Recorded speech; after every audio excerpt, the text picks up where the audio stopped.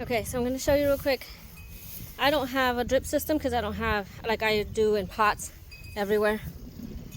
I tried planting in the ground in the box over here this last summer, but it didn't take. But surprisingly, the squash this year took a bunch.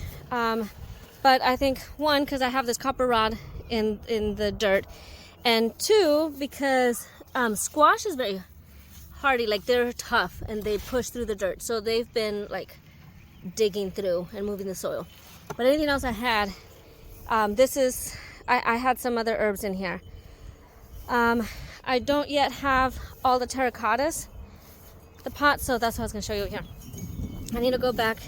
I had a few break, but I had these in that other thing where the squash was. I had these little pots. It's a pot. It's a small pot. I mean, look at the size of the dish. So it's a little pot that goes in there. That little pot, I buried it in the dirt and I keep it with water all the time. So this is my little in-pot drip system, because I can't have a drip system because I don't have a big watering can. So if you bury those in your garden bed, like, I don't know, make rows, you can get them bigger. Trying to see what other pots I have. Like, those are huge. But then there's some medium-sized ones. Get the smaller medium-sized ones. These are like the tiny ones. And bury them, you know, scattered throughout in between your plants, your garden, so that if you don't have a hose drip system, these terracotta pots, what they do is they leach the water into the dirt as the dirt needs it.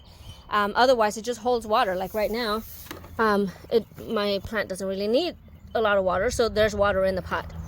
I refill it, you know, once every other day. The other thing I was going to show you is the dirt tends to make a callus. So if you don't poke holes, like you have to poke holes in the dirt like this, try to stay away from the roots, but you poke holes so that when you water, because sometimes you water, at least I'm going to say I water, sometimes I water and it looks like the pot is full and then it starts to run out the side, like the holes, but it really just like went off the sides. It didn't soak the dirt in.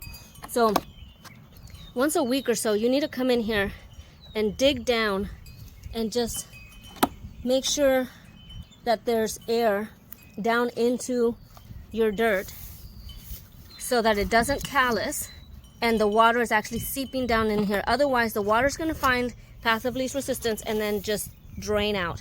And you see water come out or drip down and you're like, okay, cool, I watered them. But it really just like went over and didn't actually soak the dirt. So when you plant, I look all crazy because I've been in the wind tending to the chickens today.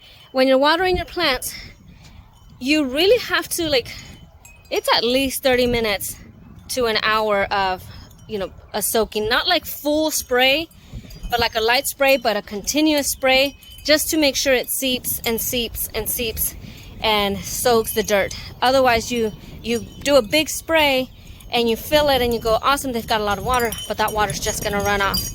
So the terracotta pots help to keep water nearby, unless you have the hose system, then have it turned on a light drip and have them just constantly get water. They wilt because they're out of water and they're hot. It's hot and they're wilting. So let me show you real quick. What I learned is certain plants need pots. So like I have a pot in that one because that one tends to wilt immediately if I don't water it. The pecan tree and the lemon trees, they do fine. These are poinsettias, and this one I have to have in a pot or she starts to die by midday. These are bigger, but for the most part, all of my herbs and smaller plants I have with a pot or a dish, I should say. I kept saying pots.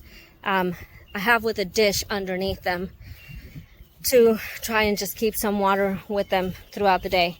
So if you're gonna water, like my system is, I water really thoroughly in the mornings, like around 7 in the morning. I'm out here watering them all, making sure they have water to get through the day, making sure their dishes are filled, or the little pots are filled. And at night, I come back and water, but I only do like a light watering at night just to get them through the night. My mom does the opposite. She does a thorough soaking at night. For me, I find that tends to invite mold. It doesn't for her plants, but it does for mine. So I don't like watering a big soak at night. But my mom waters at night, and then throughout the day she doesn't have to do it. She also has a lot of tree coverage though, so it doesn't like evaporate as much as here because I have no tree coverage. So my thorough soaking is in the mornings. And then with the little drip system, gets them through the day. The light watering at night gets them through the night, and then I do another thorough soaking the next day. I might skip a day if I feel like, okay, they've had enough or there's been a rain, but rarely do I do that. If I don't water every day, they die.